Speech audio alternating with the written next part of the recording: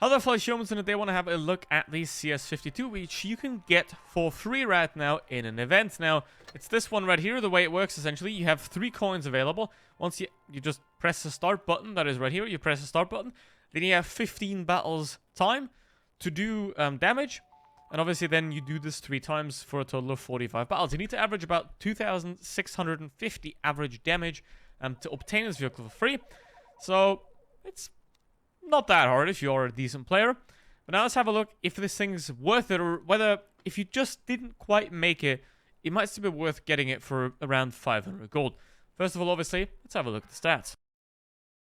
And before we do that, don't forget to like and subscribe, and also dislike if you don't like it. And also check out the links in the description, like my Discord server and my second channel. Would appreciate it if you had a look.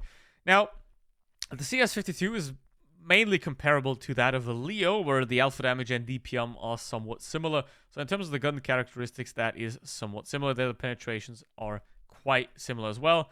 158, it's fairly standard. It's obviously weak, but it is fairly standard to rate.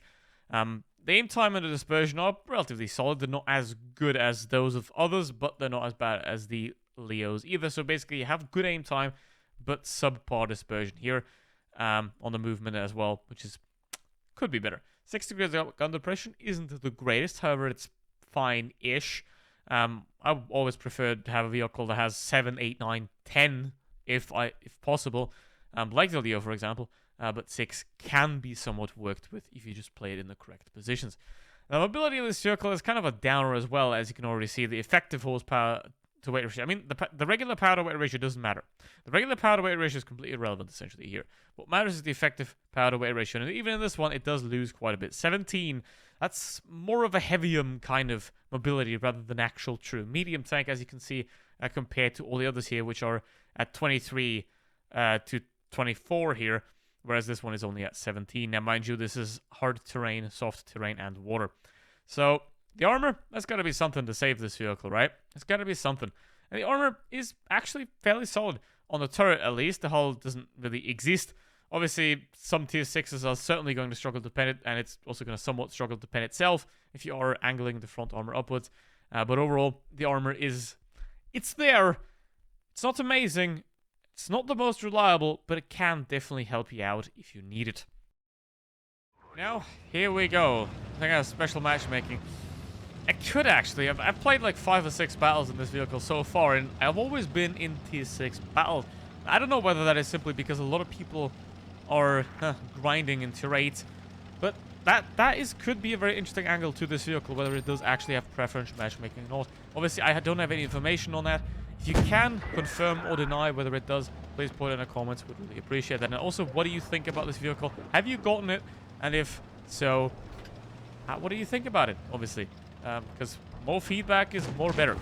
Now, would I buy this vehicle if you're, 100? If you're 100 gold off, if you're 100, 200 gold off, I don't think it's that bad of an investment. But if you go up to like 500, 600, 700, I'm like, you might want to not invest the extra, because this is one of those vehicles that you play for a couple of battles, then you're like, yeah, it's a tank, and then you probably leave it in the garage. So unless you're very certain that you're going to enjoy it, then I wouldn't really invest a lot of extra gold on this vehicle. Now, obviously there is the 6 degrees of gun depression coming into play, or lack of gun depression there is. Gun depression is a very, very underrated and very important feature of vehicles, and because the more gun depression you have, the more positions you can play. Okay, now obviously I want to try to avoid his gun. Less like that. It is relatively low, so that is still somewhat fine. It's a tier 8 in World Tanks PC, which is weird that they made it a tier 7 in Blitz. So that's interesting. Also, no team at this moment. Okay, that's a bit unfortunate. We got a KB1S here. But the biggest problem is obviously the CS and the Juto right there. I actually have another replay of this with about 4,000 damage, and that I'll show you after this. But let's see what we can achieve in this one first. I'm now trying to go up. The problem of that is obviously Juto is waiting up there. There is not much else I can actually do in this battle, because obviously if I stay down there, then I'm getting pounded on from different sides and different angles. So I'm going to try to get out of here, especially with also that Kraus being sitting over there. Okay, Poodle. He's my main objective here. Hopefully he's going to continue moving forward. Thank you very much. Appreciate that a lot. And now obviously the chance of winning this is about none. So let's see whether we can actually get something out of this. Okay, the cross is going up. He's coming down. Huh. Yep, he's definitely coming down. Okay, the CS is also coming down. I think he might have just fired.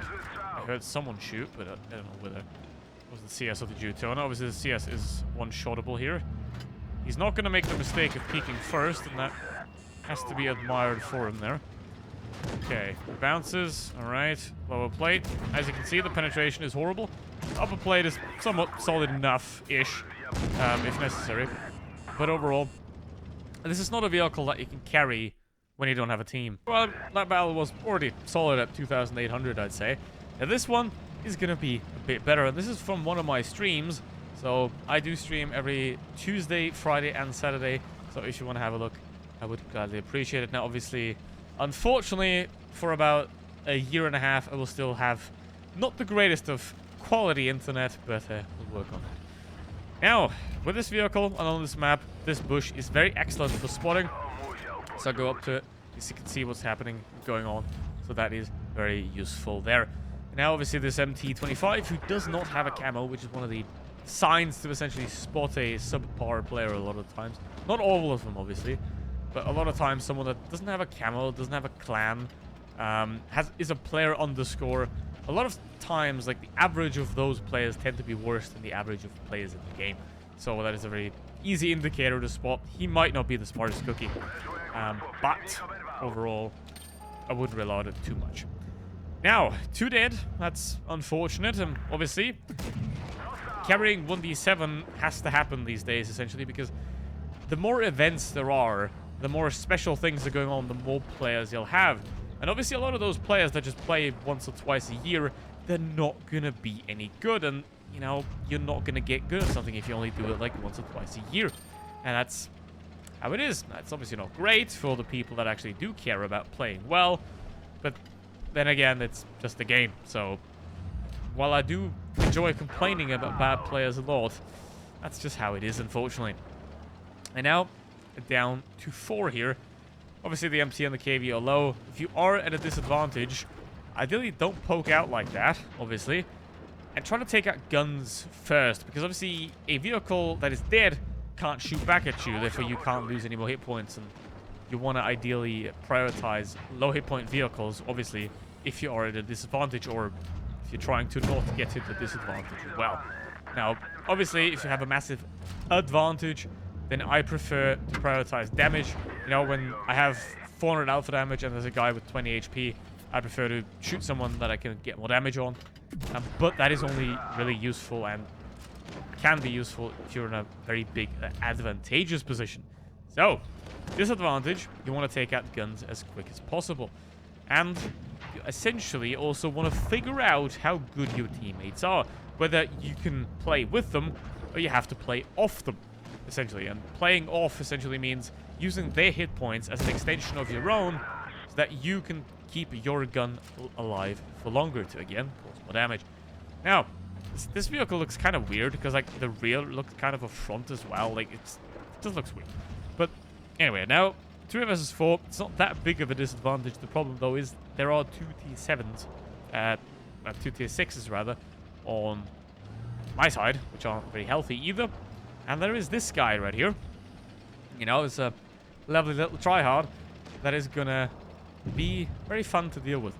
And now, obviously, Juto, 290 alpha damage, poof, absolutely gone. And the KV2 does a great job at also finishing off the Titan, who was just completely YOLOing in. And that's not what you want to do when you have an advantage either.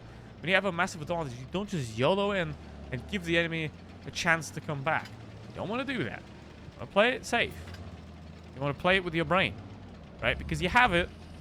You only got one of it, but you got to use it. Otherwise, just wasting energy up there. And now, obviously, the Nashorn is HE-able very easily. The HE runs in this vehicle up, somewhat solid. So I can 2-shot him here. Now, 1v2, obviously, what I don't want to do in this situation, I do not want to expose myself to both at the same time. Because obviously, even though I have the high hit points, that both combined essentially almost, I'm still not going to be able to out-DPM both. So, you want to take 1v1s at most. You don't want to take a fight where it's at a disadvantage. And now I obviously know the second I shoot at that CS, then now someone's going to push. I'm also going to low roll by 50 or 40. So, that's a bit unfortunate, but that happens. And now I'm going to misjudge the gun depression of the vehicle here and unfortunately go for a pretty bad peak there. But our boy here isn't really as knowledgeable with the vehicle as he should be, as he bounces off my upper plate. So, you know, mate, you just skill issue, you know, just gotta get good. And obviously the last one is not really that big of a challenge, and that is 4,300 damage, and he is obviously expressing himself as to what he is. So, I just love that. That's just nice. You know, when you kill someone and they call you a bot, that is just lovely, right? Because what are you? Worse than a bot? But anyway, basically, as the verdict of this vehicle, it is nice to have for free. Thanks for those. That's cool. You know, they get free boosters like that. That is very nice. Even though yeah. Anyway, verdict of this vehicle. If you can obtain it for free, I would definitely recommend obtaining it for free. It is a fun little vehicle that you can play and terrorize a couple of T6s with. However, I would not see this as a serious investment towards credit grinding or the like. So if you're around 200 300 gold short, sure. However, if you're like 1,000 2,000 gold short, I absolutely would not do this unless you have no other options. And then again, if you don't have that, then you can still go to your clan. You can go to tier 10, supply level 10, and you can buy the IS-5 for 1,500 gold here. So buying the CS for anything above 800 would be quite scam. Anyway, with that said, thank you for watching. See you in the next one. Goodbye.